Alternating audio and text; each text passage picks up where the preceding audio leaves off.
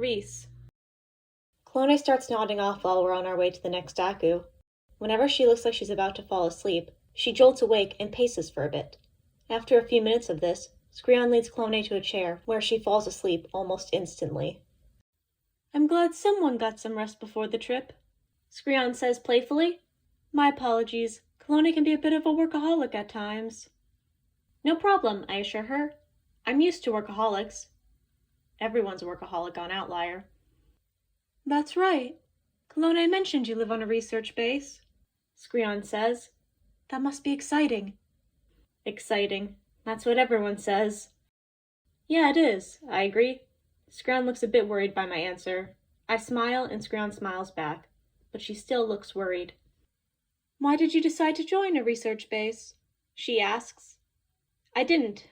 My mom is a biologist on the base, so yeah, that's how I ended up there," I explain. Screon looks even more concerned. "Do you feel homesick, dear?" she asks. Homesick? Do I feel homesick? I guess so. I've never been away from the base for this long before. Or does it feel like being released from a prison? I wasn't expecting that from her. I want to say no. I should say no. I've said no to similar questions before. But there's something about the way Scrown asked it. Lighthearted enough to be dismissed as a joke, but also sympathetic enough that I don't have to dismiss it if I don't want to. It does, I admit. The base felt like a prison sometimes. It will still feel like that when I get back. What am I saying? I shouldn't say that. It's an honor to be on the base, I say quickly. It's just... I don't know what to say. I don't want to sound so overdramatic, but... I don't know what to say. Scrown's expression is serene. "Don't worry, dear. I think I understand," she says. "I didn't mean for it to sound so overdramatic myself, but it's the simplest metaphor, though a bit hyperbolic. Perhaps a better way to phrase it would be that it's difficult not to feel a bit lost when you're placed on a path you didn't choose. I felt that way when I first became an Aria. You don't feel that way anymore? I ask. Screon smiles. Not anymore. She shifts cotton candy in her arms. What changed? I ask. I don't know if anything really changed. I just didn't stop trying to find a purpose in being an Aria. I didn't stop trying to figure out what I could do. And eventually, I was able to find a place. She sounds so peaceful, so content. Perhaps that isn't very helpful. Is it helpful? I don't know. But it's worth it, even if it's easier said than done. Screon continues. If you keep trying, eventually you'll find something that satisfies you, a purpose of some sort.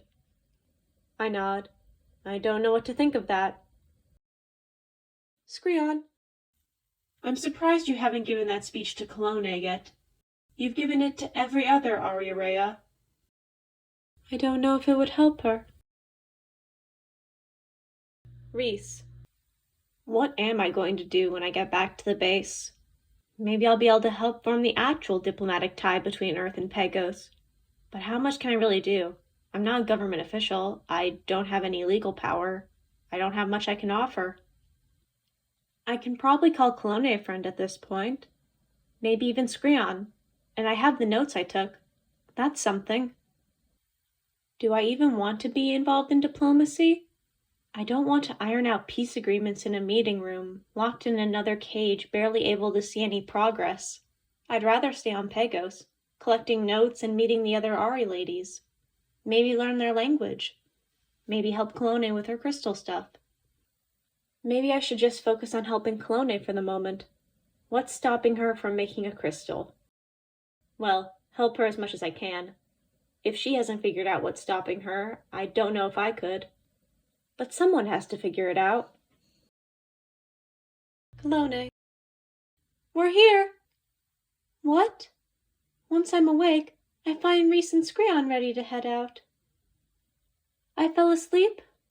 Yes. No crystals involved. Only your own poor choices. I was busy. I only have so much time to complete this translation. Whatever you believe, you were certainly doing something instead of sleeping. We've arrived, I say, getting up. Yep, at...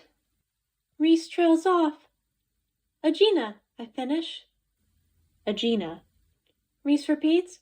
She's picked up a few words fairly quickly, though I suspect she's deliberately calling the Serpentes giant snakes. She's pretty bright. She might even be able to figure out what you missed if you could get those translations to her. Before you sacrifice her, of course. That would be ideal. Poetic as well, don't you think? Poetic? That you began this crystal-making journey of yours with the help of a sacrifice, and now you might end it with the help of a sacrifice. Poetic. Reese. Aegina's dome is green and bright as day, unlike the other two. With all the light, I can see a lot better. The dome looks like it's made of crystals rather than ice. Well, dome might not be the right word. Aegina isn't the snow globe that Sheeta or Kermapira were. It's a small cliff overlooking a maze of green tunnels and paths like those puzzle games with pipes. Paths and tunnels winding around, reaching up to the top of this crystal structure, and down past the point where I can see them. I walk up to the edge of the cliff. The only thing keeping me from accidentally slipping and going over the edge is a rail made of crystals like the rest of the cliff. There are a few green domes hidden within the pipes that I can make out. That's where the main settlement is, Colone says, walking up to my side, pointing to the green dome that appears to be in the middle of the Aku. It's difficult to tell with all the tunnels everywhere. Things change a lot with the seasons, I note. They do, she agrees. Hello, Skreon calls out. Not one, not two, but 3 green Ari ladies with matching blubberds appear walking up the path. The white fur gown covered in the Ari ladies' respective crystals appears to be the universal Ari lady uniform. A headdress of some sort also appears to be part of the uniform. The headdress for this Aku twists into 2 large flower-like shapes on each side of the head, with most of the crystals in the center of these flower-like shapes. One of the green Ari ladies steps forward. Her hair and skin are brighter shades of green than the other 2, and her marks are a bright yellow. I think she's about as old as Skreon, maybe a little younger. Hello, friends, she says. Welcome to Aegina. I'm Xenia, and these are my fellow Ari Rei, Isachia and Keti. The one on the right is a darker, more muted shade of green, with orange marks. She looks younger than Colone, but that might just be because she's fidgeting a bit. She looks nervous. The one on the left is a lighter, more pastel shade of green, with pastel pink marks. She looks about as old as Sheeta's elder. Hi, the youngest one says quickly. I wonder if this is her first time on the job. Hi, I parrot back, hoping I don't look too scary. It's wonderful to meet you, dear, the oldest Ari lady says with a soothing smile. Her smile has the same serene quality that Skreon's smile sometimes has. That's why the bright green one seems younger than Skreon. It's in the way they hold themselves and the way they walk. Skreon looks calm, peaceful, and serene, like the pastel green Ari lady. The bright green one holds herself like she's trying to command attention, like she has something to prove. It's nice to meet you guys as well, I answer. They all smile in response. I'm starting to notice a trend with their marks. The older the Ari lady is, the blurrier, softer the marks are, and the younger they are, the sharper, more angular the marks are. Skreon. Xenia's fruity taste fizzes to the surface, occasionally snapping. Isachia envelops us in her warmth, and Xenia evens out her scent. It's charming to see her fizz like that. Perhaps she should have outgrown it by now, but I can't help but find it endearing. None of the most recent crop of Ari Rei went through the snapping or even fizzing phase. Colone was always so solitary. Kame and Para were so serious, and Keti was always so shy. Kame went through a brief fizzing phase. I'd argue Para did as well. I'm sure parents would be thrilled if those were the fizzing phases they got to witness. I'm surprised, Xenia says, once her scent is even. Really, I ask. You're surprised I wanted to catch up with you two? I'm surprised you trust Colone to handle the process alone. She has Keti with her, I answer playfully. I'm surprised you trust Clone to act as a suitable mentor. Xenia corrects herself. She took initiative with this sacrifice, I say. About time, Xenia says. Still, she reminds me a little too much of. No one is willing to finish that sentence. And no one is willing to object to that sentiment. A little is tolerable, I say carefully. She's still young. She's as old as Kame, and her crystals are still as sharp as Ketty's, Xenia says, heating up a bit as her scent fizzes again. A slow start is fine if she's starting to pick up the pace now, Isachiya says. I'll stop worrying when this initiative becomes consistent, Xenia says. That's understandable, I concede. Now that we've exhausted this topic, Isachiya says, how are things going back on Sheeta? Reese.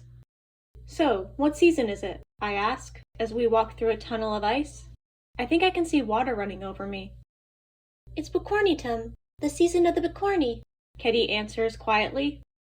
Cool, I say. I really hope I'm not scaring her. What's a Bukorni? A Bukornu, Ketty says. She freezes and her eyes widen. I'm sorry, I didn't mean to correct you. Don't worry about it, I insist. There's no need to apologize. Ketty seems to relax a bit. That's good. You want to explain what the Bukorni are, Ketty? Clone asks dryly. Might be a little important. Ketty's eyes widen and she whispers. We need to hurry. We do, Clone agrees, sounding incredibly relaxed. Ketty grabs my hand and begins running. She's fast. I stumble once but manage not to fall on my face. Clone laughs. We exit the tunnel to reveal a lagoon. Various tunnels empty water into a sea-green pool, creating artificial waterfalls. They look like massive pipes, but the water is so clear, the pipe comparison just doesn't quite fit. Whoa, I whisper as I step forward. Things change a lot with the seasons, Clone says. Sheeta looks like this during? What is this season called again? Yes. How? Crystals, she practically sings. Right, it's always those crystals. So why are we here? Are we going swimming?